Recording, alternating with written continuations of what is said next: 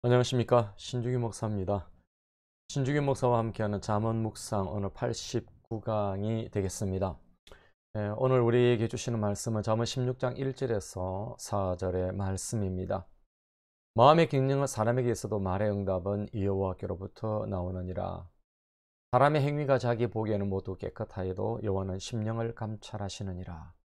너의 행사를 여호와께 맡기라. 그리하면 네가 경영하는 것이 이루어지리라. 여호와께서 온갖 것을 그 쓰임에 적당하게 지으셨나니 악인도 악한 날에 적당하게 하셨느니라. 아멘. 오늘 이 본문으로 하나님께 매인 삶이다라고 하는 제목으로 여러분들과 함께 말씀의 은혜를 받고자 합니다. 먼저 본문을 이해하고 좀 분석하고요. 그리고 적용의 말씀으로 나가겠습니다. 오늘 본문은 여호와의 주권과 인간의 책임에 대한 그런 교훈입니다. 여러분 1절은 경영과 응답에 대한 교훈이죠. 1절에 이렇게 표면적인 뜻은 사람이 마음은 많은 어떤 계획을 짠다고 해도 최종적인 결정은 하나님께서 하신다라고 하는 것입니다. 여러분 이게 뭐 우리가 이렇게 표현하기도 하는데요. 여기에 사실 이제 함정이 좀 있습니다.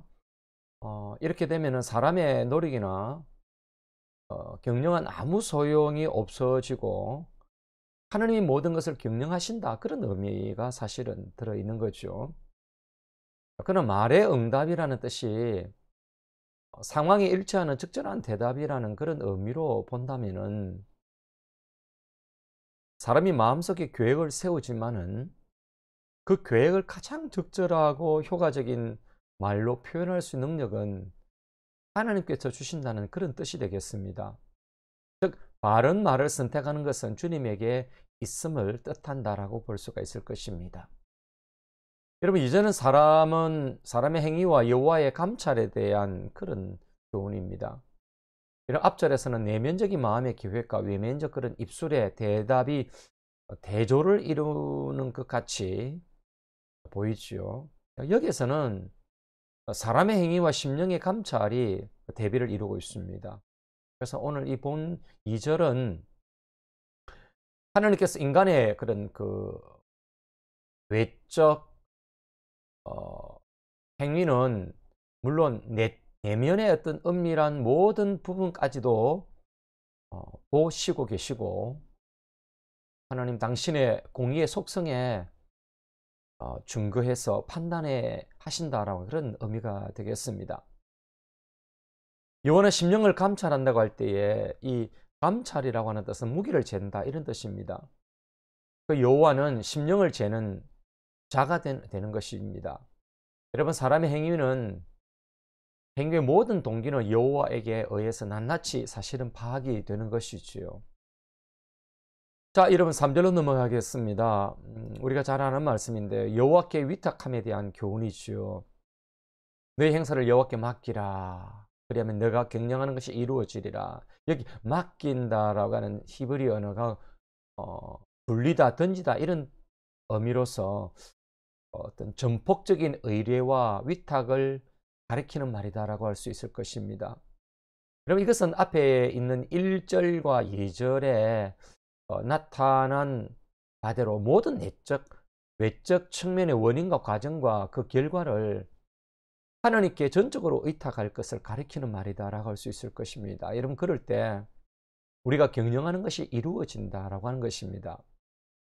즉 3절 말씀은 너의 업적을 여호와께 굴리면 너의 생각들이 영영이 있을 것이다 라고 하는 그런 뜻이 되겠습니다.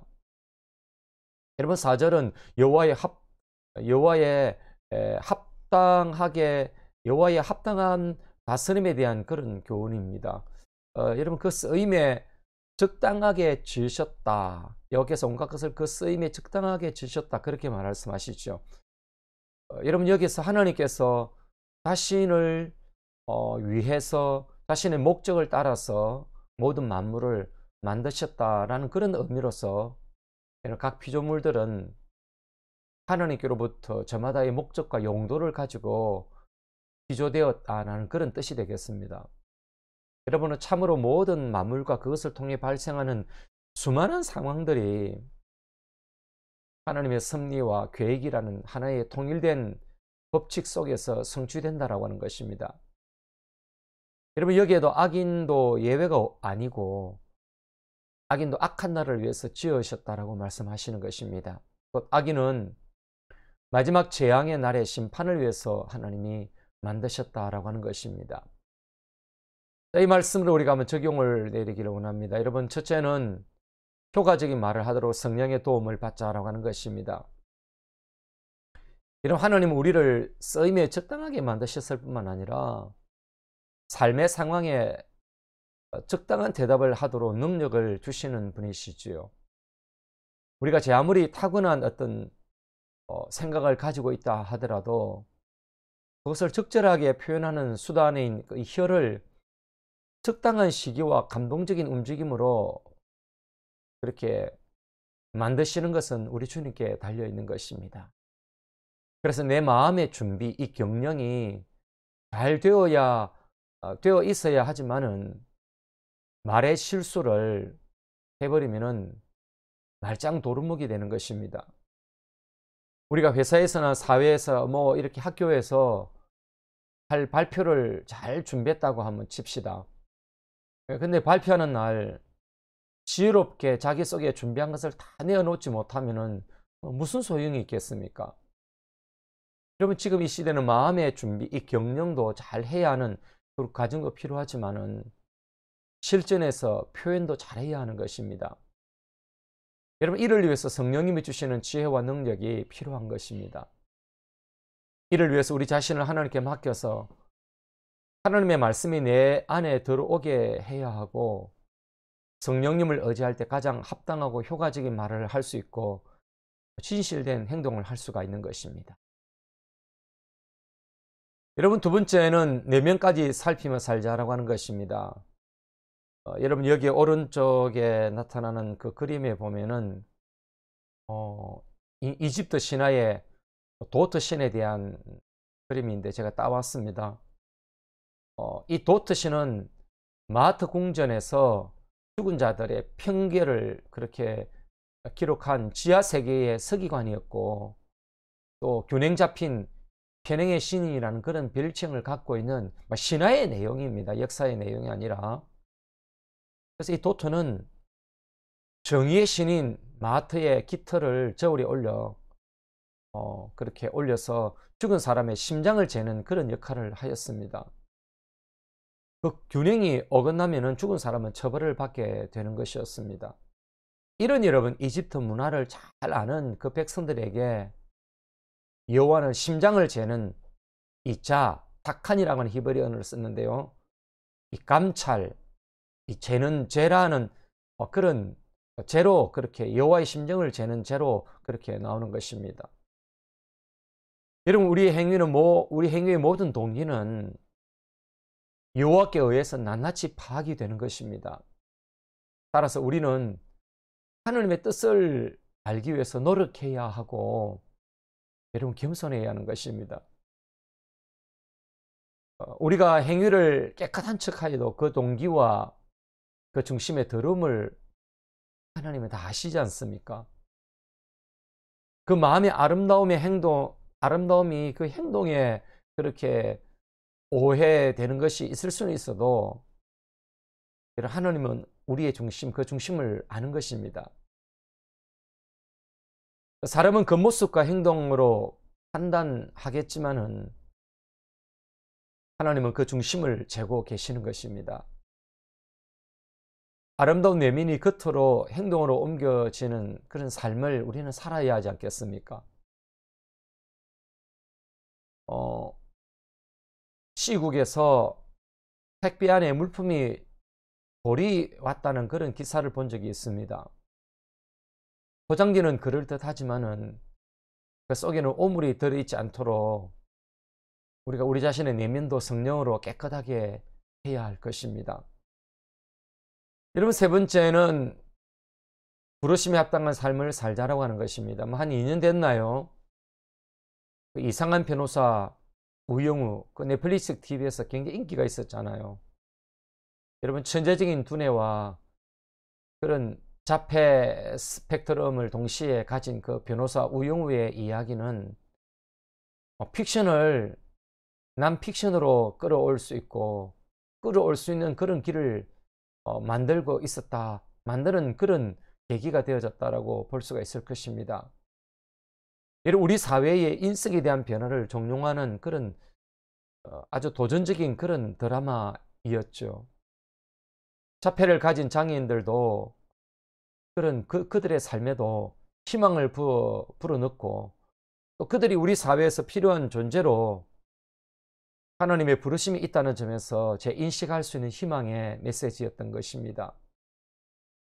그분들은 아주 특출한 한 모습, 한 방향에서는 다른 사람들보다 월등한 그런 재능을 갖고 있는 것은 사실이거든요. 여러분 그렇게 본다면은 이 세상에 필요 없는 사람은 없고 필요 없는 삶도 없는 것입니다. 우리가 다 참 존경하는 연세대학교 명예 교수님이신 그 김형석 교수님 있지 않습니까? 올해 105세 정도 되시나요? 정신도 육체도 굉장히 건강하시고 얼마 전에도 TV에 나오셔서 하시는 말씀 참 한마디 한마디가 참 정말 귀중한 메시지였고 도전적인 그런 교훈이었습니다. 참 그분의 한마디 한마디는 어록입니다. 어록. 삶에 여러분 밸류를 갖고 있는 가치들입니다. 그분의 인생관에 대해서 그분의 인생은 세 단계로 그렇게 나누는데 30세까지는 내가 나를 키워가는 그런 교육을 위한 단계고 65세쯤까지는 직장과 더불어 일하고 일하는 그런 단계고 그때부터 시작해서 90세까지는 사회를 위해서 일하는 단계다 이렇게 그분은 표현을 했습니다. 여러분 지금 우리가 어느 단계에 있든지 간에 우리의 존재는 부르심에 합당하게 우리 사회와 세상을 향해서 꿈을 심는 자가 되어야 되고 특별히 하나님의 나라를 위해서 우리는 귀하게 쓰임받는 존재가 되어야 하는 것입니다. 나는 주님께 필요한 존재다라고 하는 그런 의식을 갖고 우리 자신을 그렇게 놀리지 말고 지혜롭게 이 세상과 하나님의 나라를 위해서 써야 할 것입니다. 자, 이렇게 기도로 말무리를 하기를 원합니다. 주여 마음의 계획이 입술로 나올 때 당신의 능력과 지혜를 부어 주소서. 중심을 보시는 하나님 앞에서 내면의 세계까지 살피며 살게 해 주소서. 어쩌다가 이 세상에 태어난 자가 아니라 하나님의 특별한 계획하심이 있는 자라는 사실을 알고 부르심에 합당하게 살게 하소서. 아멘.